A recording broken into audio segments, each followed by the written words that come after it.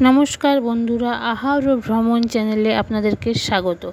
আজ আমি বানাবো বরবটি বাটা, যার জন্য নিয়েছি বরবটি আর পেঁয়াজ। এবার আমি একটা ফ্রাইং প্যান বসিয়ে দিয়েছি, একটু তেল দিয়েছি এবং তেলটি ভালোভাবে ছড়িয়ে দেব।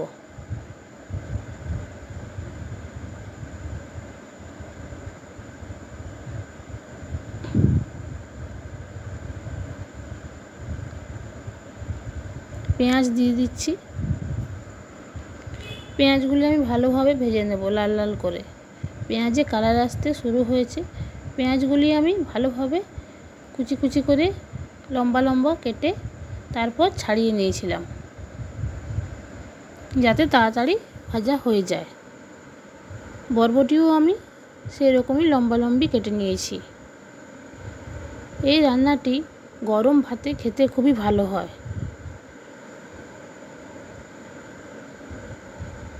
এবার দেখুন পেঁয়াজগুলো খুব সুন্দর কালার এসে গেছে। এবার পেঁয়াজ আমি তুলে নিচ্ছি।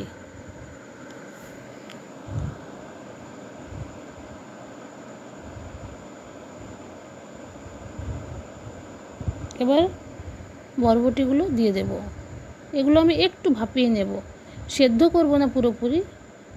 হাফ কাপের মতো জল দিয়ে একটু ভাপাবো, যাতে এর কাঁচা গন্ধটা চলে যায়। এবার আমি ঢাকা দিয়ে কিছুক্ষণ রেখে দেব। দেখুন বরবটির জল একদম মরে গেছে। এবার আমি এগুলো নামিয়ে নেব এবং পেঁয়াজ বরবটি সবই আমি ঠান্ডা করে নেব ভালোভাবে। এরপর এগুলি আমি পেস্ট বানিয়ে নেব। সাথে আমি দুটো কাঁচা লঙ্কাও নিয়েছি। আপনারা যদি শিলনোড়ায় বাটতে পারেন তাহলে আরও ভালো, স্বাদ কিন্তু আরও ভালো হয়। আমি মিক্সার গ্রাইন্ডারে পেস্ট করে নিয়েছি। এবার একটু তেল দিয়ে দেব।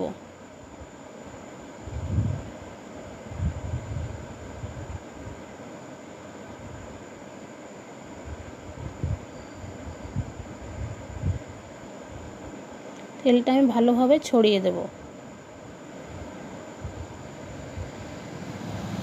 এরপর দিয়ে দেব শুকনো লঙ্কা। আমি দুটো শুকনো লঙ্কা দেব। আপনারা যদি বেশি ঝাল খান তাহলে আরও বেশি দেবেন।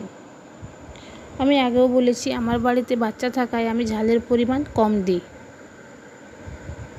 আর দিয়ে দিলাম একটু কালো জিরে, ওই 1.5 চামচের মতো।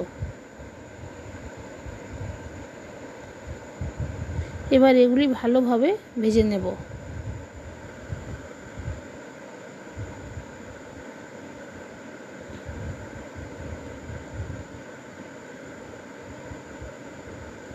যতক্ষণ না কালো জিরে থেকে গন্ধ বার হচ্ছে। এরপর দিয়ে দিলাম পেস্টটি, যেটি আমি বানিয়ে রেখেছিলাম বরবটি, পেঁয়াজ আর লঙ্কা দিয়ে।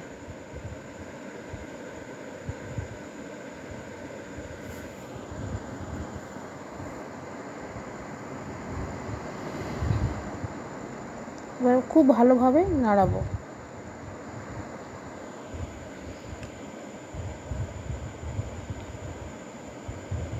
এটা কিন্তু নাড়াতে থাকতে হবে, না হলে তলায় পুড়ে যাবে।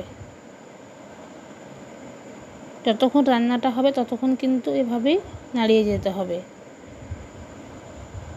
এরপর বাটি ধোয়া জলটি আমি দিয়ে দিলাম।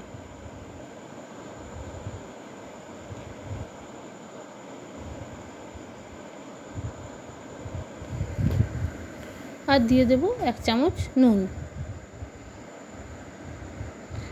এবার আমি এটিকে নাড়াতে থাকব। আমার চ্যানেলটি যদি আপনাদের ভালো লেগে থাকে তাহলে লাইক অ্যান্ড সাবস্ক্রাইব অবশ্যই করবেন, আর আপনাদের ফ্রেন্ডস অ্যান্ড ফ্যামিলির মধ্যে শেয়ারও করবেন।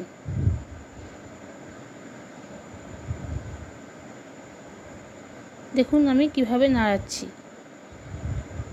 এইভাবে যতক্ষণ পর্যন্ত এটা একদম মাখা মাখা হয়ে না আসবে ততক্ষণ কিন্তু নাড়িয়ে যেতে হবে। আর দেখুন একদম শুকনো হয়ে এসেছে। এবার আমি নামিয়ে নেব। এবার গরম ভাতের সাথে এটি পরিবেশন করুন। খেতে কিন্তু খুবই সুন্দর। এটি দিয়ে 4টি ভাত বেশিই খাবেন। নমস্কার।